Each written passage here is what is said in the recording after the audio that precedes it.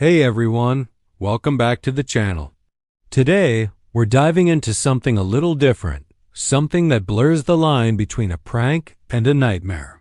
We're talking about hidden camera setups that went horribly, terrifyingly wrong. We all know those prank shows where someone jumps out and yells, "Boo!" and everyone has a good laugh. But what happens when the setup is too convincing, the location is too isolated, and the prank feels a little too real? We've scoured the web and found 3 chilling stories that will make you think twice the next time you feel like you're being watched.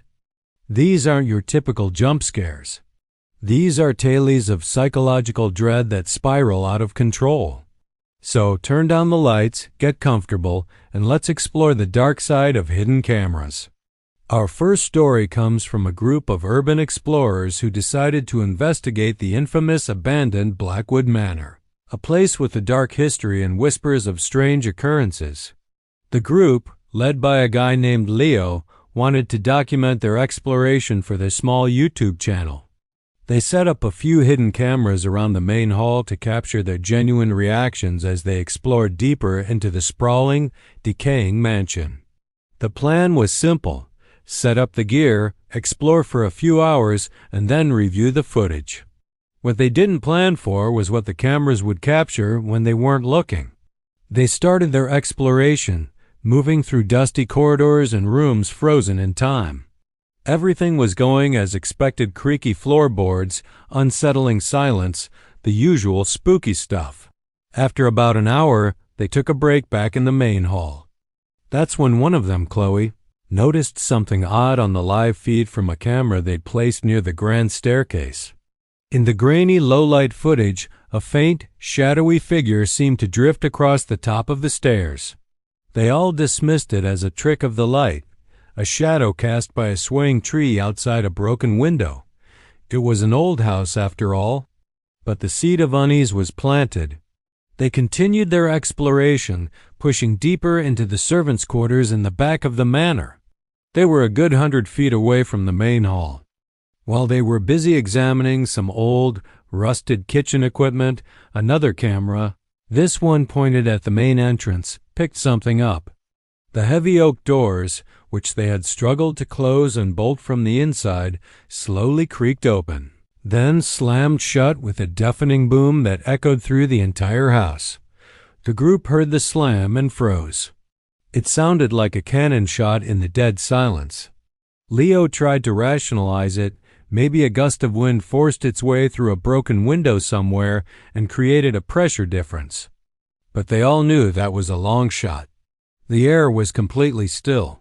Terrified, they decided to pack it in. They carefully made their way back to the main hall to retrieve their equipment. As they gathered the cameras, Leo did a quick playback of the footage from the staircase camera, the one that had caught the initial shadow. What he saw made his blood run cold.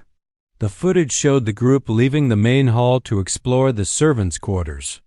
A few minutes after they were gone, the same shadowy figure from before appeared at the top of the stairs. This time, it wasn't faint or fleeting. It was a tall, unnervingly distinct silhouette of a person. It stood there, motionless, for almost 10 minutes, seemingly watching the empty hall. Then it slowly descended the stairs, one deliberate step at a time, its form becoming clearer and more solid with each step. It reached the bottom, turned, and looked directly into the hidden camera lens for a full minute before it just dissolved into the darkness. They grabbed their gear and sprinted out of that house, never looking back. They posted the edited footage, but the original raw clips, they claimed, were too disturbing to ever release publicly. Our second story is a cautionary tale about taking a job without asking enough questions. It involves a young woman named Maya who is a struggling actress. She was thrilled when she landed a gig through an online casting call. The job was for a live immersive horror experience. The instructions were vague. She was to go to a specified warehouse address at night, follow the directions she found inside, and act scared. The pay was fantastic for a single night's work.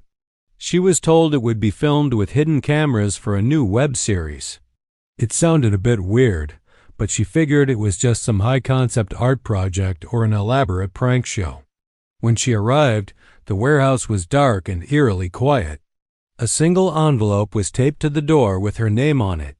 Inside, a note instructed her to enter, lock the door behind her, and that the experience would begin shortly. Hesitantly, she did as she was told. The moment the lock clicked, the warehouse plunged into absolute blackness. A moment later, a single spotlight flicked on, illuminating a creepy-looking porcelain doll sitting on a chair in the middle of the vast, empty space. A distorted voice crackled from a hidden speaker, whispering, "Find the key. You have 1 hour."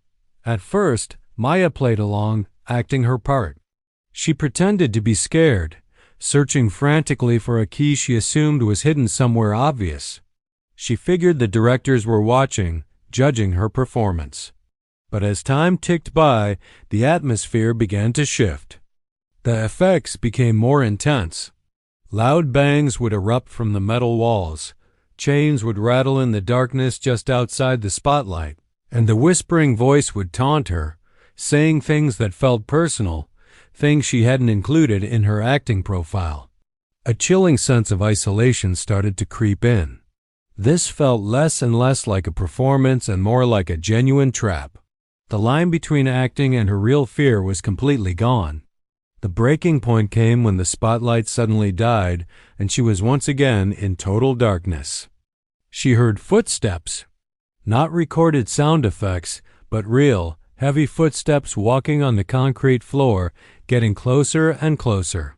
She screamed, but this time it wasn't acting. It was pure, primal terror. She fumbled for her phone, the one she was told to turn off, and managed to dial 911. As she whispered her location to the dispatcher, a hand clamped down on her shoulder. The lights flashed on, and a man stood there, smiling. "Cut." "That was perfect," he said cheerfully. "You were brilliant." The rest of the crew, just 2 other people, emerged from the shadows, clapping. Maya was shaking, hysterical. They genuinely didn't understand why she was so upset. They were just filmmakers trying to get an authentic performance. They had no permits, no safety protocols, nothing.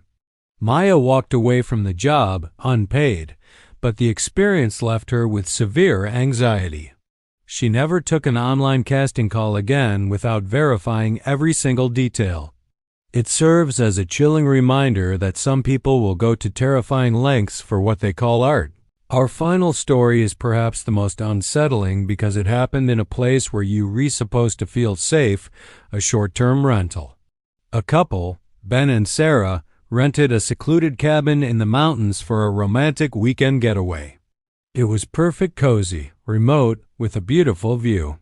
They checked in, unpacked, and settled in for a quiet evening. The next day, while Sarah was out for a hike, Ben was tidying up and noticed something strange. A clock on the mantelpiece seemed off. It was a digital alarm clock, but the numbers were frozen. Out of curiosity, he picked it up. It felt too light. When he turned it over, his heart sank. He saw a tiny lens, no bigger than a pinhead, nestled right in the front panel. It was a hidden camera, and it was pointed directly at the bed. He immediately felt a wave of nausea and violation. He called Sarah and told her to come back to the cabin right away. When she returned, he showed her the clock. Her reaction was one of pure horror. Their private, intimate moments had been recorded. But who was watching? And where was the footage going? They started searching the rest of the cabin with a frantic paranoia. They found another camera hidden inside a smoke detector in the bathroom, and a third one disguised as a USB charger plugged into a wall socket in the living room. Every main room in the cabin was bugged. They didn't just feel watched. They felt hunted. They packed their bags in a panic, feeling the unseen eyes of the owner on them. They didn't even bother to formally check out. They just got in their car and drove. They went straight to the police. The investigation revealed something truly sinister. The owner of the cabin had a whole network of these cameras set up in multiple rental properties. He wasn't just recording. He was live streaming the footage to a private paying website. He was selling people's most private moments to strangers online. The man was arrested and faced numerous charges, but for Ben and Sarah, the psychological damage was done. The feeling of being safe in a private space was shattered. They said for months afterward, they couldn't shake the feeling of being watched, constantly checking rooms for hidden lenses. It is a terrifying thought that the very places we seek for refuge and privacy can be turned into a stage for someone else as sick entertainment. These stories show just how easily technology can be twisted for terrifying purposes. From urban explorers capturing more than they bargained for, to an actress trapped in a psychological experiment, to a couple's private getaway being broadcast to the world. It's a stark reminder to always be aware of your surroundings. The next time you get that strange feeling that you're being watched, you just might be. Thanks for tuning in today. If you have any chilling stories of your own, share them in the comments below. And don't forget to like and subscribe for more dives into the unknown. Stay safe out there.